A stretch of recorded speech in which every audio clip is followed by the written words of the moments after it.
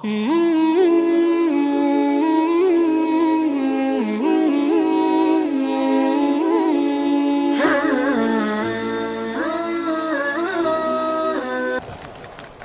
tahap perjalanan manusia. Manusia memang diciptakan untuk menjadi khalifah di bumi.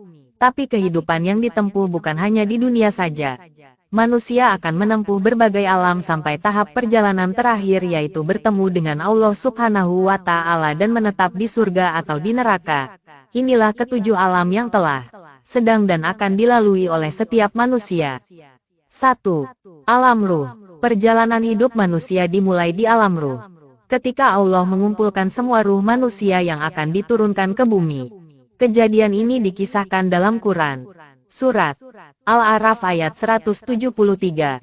Dan ingatlah ketika Tuhanmu mengeluarkan keturunan anak-anak Adam dari sulbi mereka, dan mengambil kesaksian terhadap jiwa mereka, seraya berfirman, "Bukankah aku ini adalah Tuhanmu?" Mereka menjawab, "Betul, Engkau Tuhan kami. Kami menjadi saksi, kami lakukan yang demikian itu, agar di hari kiamat kamu tidak mengatakan, sesungguhnya kami, Bani Adam, adalah orang-orang yang lengah terhadap keesaan Tuhan." 2. Alam rahim. Setelah membuat kesaksian tentang Allah, selanjutnya satu persatu ruh tersebut dihembuskan Allah ke dalam rahim ibu. Sebagaimana disebutkan dalam surat As-Sajdah ayat 9. Yang artinya, kemudian dibentuknya janin dalam rahim, dan ditiupkan ke dalamnya sebagian dari ruhnya. Sejak itu mulailah manusia memasuki tahap kedua dari perjalanan hidupnya. Kurang lebih setelah tiba, janin manusia menetap di rahim ibu untuk kemudian setelah tiba waktunya lahir ke dunia menjadi seorang bayi. 3. Alam dunia. Sejak lahir ke dunia, mulailah manusia memasuki tahap ketiga dari perjalanan kehidupannya. Ada manusia yang hidup di dunia dengan umur pendek. Ada yang hingga hidup puluhan tahun. Bahkan ada yang lebih dari 100 tahun. Kehidupan dunia adalah ladang ujian bagi manusia. Ia dibekali dengan hati, akal, dan nafsu. Ia juga diberi petunjuk agar selamat di dunia dan di akhirat kelak. Namun manusia harus waspada. Iblis dan sekutunya selalu menggoda dan menjerumuskan ke lembah yang hina bergelimang dosa. Di dalam diri manusia juga ada dua makhluk yang selalu menganjurkan kebaikan dan keburukan. Yang satu malaikat dan yang satunya lagi adalah Qorin, yaitu jin kafir yang selalu mengajak berbuat dosa.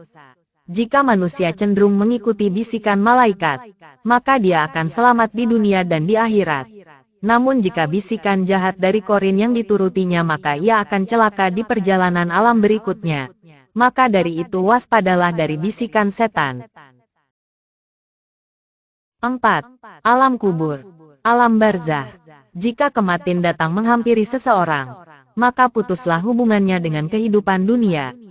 Hanya amal baik dan buruklah yang abadi, menemani sampai ke alam kubur. Amal baik seperti sholat, zakat, puasa, sedekah dan zikir, semua itu akan membawa kebahagiaan dan ketentraman di alam kubur. 5.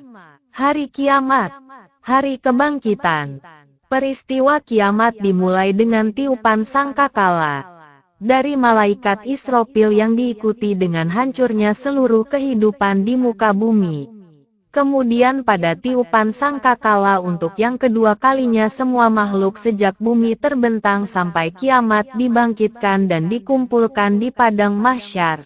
Firman Allah dalam Quran surat Az-Zumar ayat 68, yang artinya, dan ditiuplah sangkakala, maka matilah siapa yang di langit dan di bumi kecuali siapa yang dikehendaki Allah.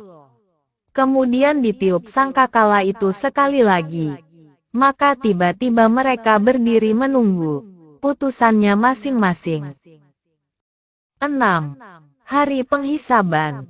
Pada hari berhisab setiap orang diadili, ditimbang amal baik dan buruknya. Tidak ada satu perbuatan yang luput dari pemeriksaannya. Orang yang baik timbangan amalnya akan menerima rapot dari sebelah kanan. Dia akan kembali kepada saudara dan temannya dengan penuh kegembiraan. Sedangkan orang yang buruk timbangan amalnya akan menerima kitab rapot dari belakang. Dia mengeluh dan kembali kepada saudara dan temannya dengan penuh keluh kesah. Suasana tersebut dilukiskan dalam Quran Surat Al-Insyikok ayat 7-12. 7. Hari pembalasan.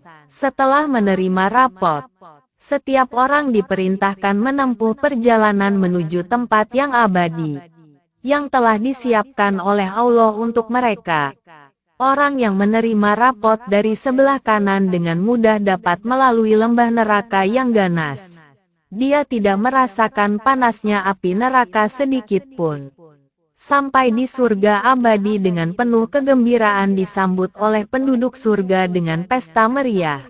Hidup kekal di sana.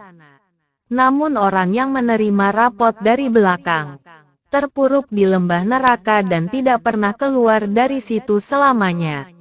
Sebagaimana yang diterangkan oleh Allah dalam surat Maryam ayat 68-72. Kehidupan di dunia adalah yang akan menentukan kehidupan dia selanjutnya di alam lain. Terima kasih telah menonton channel Pahala Islam. Jangan lupa subscribe, like, and comment.